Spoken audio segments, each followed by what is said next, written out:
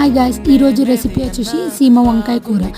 సీమ వంకాయలని నీట్గా కడిగి ముక్కలుగా కట్ చేసుకోవాలి. ఆ తర్వాత కట్ చేసుకున్న ముక్కలని పక్కకు పెట్టుకోవాలి. దాని తర్వాత పొయ్యి మీద ఒక చిన్న కడాయి పెట్టుకొని పల్లీలు, ధనియాలు, జీలకర్ర నీట్గా బాగా రోస్ట్ చేసుకోవాలి. ఆ తర్వాత పక్కకు పెట్టేసేయాలి. దాని తర్వాత మిరపకాయలని అటు ఇటు బాగా వేయించి మిక్సీలోకి వేపుకున్న మిశ్రమాలన్నీ వేసుకొని కొంచెం ఉప్పు వేసుకొని బాగా గ్రైండ్ చేసుకోవాలి.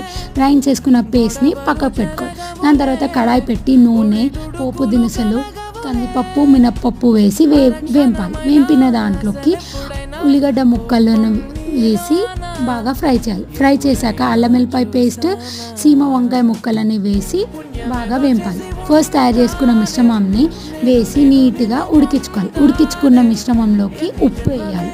తగినంత ఉప్పు, జీలకర్ర పొడి వేసి పక్కకు పెట్టాలి.